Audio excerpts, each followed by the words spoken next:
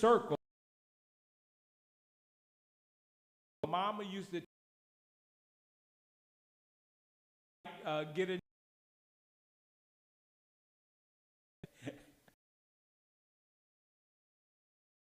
you differently. And it's time to move from reflections to projections. Let's move forward. Don't just have a new year, but have a new you. Perhaps the reason that some of us are excited or is not as excited about the new year as we used to be is because we have lived long enough to experience the disappointment of countless New Year resolutions that are never kept.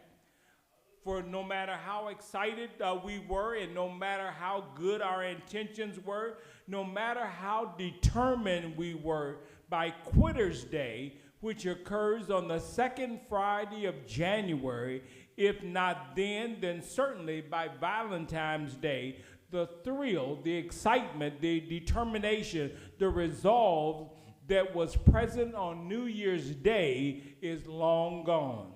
Some of us are not particularly excited about the new year because we have discovered that what is needed is not a new year, but we need a new me.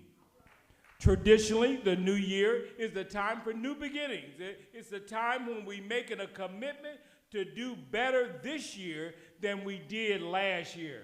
But isn't it strange, and I find sometimes quite bothersome, that the same problems and perplexities that we went to bed with on December 31st are the same disorder and disarray that we woke up with on January the 1st.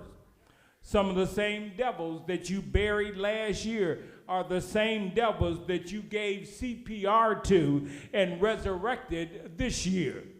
Some of the same habits that you had, drinking, carousing, slipping and hiding, peeping and creeping that you swore that you were going to stop last year, they have already reared up their ugly head.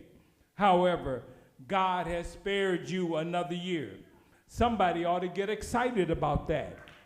In 2026, God wants a new you. Well, in the text, Paul in his letter to the church at Rome uses the word me 11 times.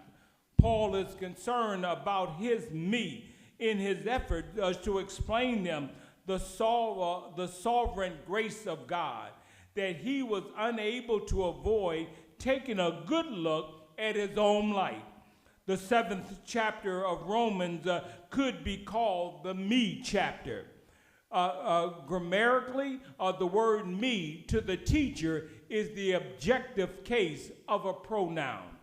Globally, the word me to every person is the object of their attention. And godly, the word me to the individual refers to by the word is the object of divine love. But far too frequently in this life, we are only interested in three people: me, myself, and I. To each of us, the symbol me references the self and identifies the most elusive, evasive, esteemed, exciting person that you will ever meet. Because nobody is more meaningful, mesmerizing, and yet mysterious to you than you are to yourself. And of course, if you're trying to be somebody else instead of being you, then you're neither. You're not yourself, neither are you somebody else. To be honest, nobody can beat you being you, but you. And what you must do is try to be the best you that you can possibly be. Listen, there are times that I really like being me. And then there has been times that I could loathe me. There have been times that I could brag about me. but there's other times that I can berate me. There's times that I was glad to be me. And then there are other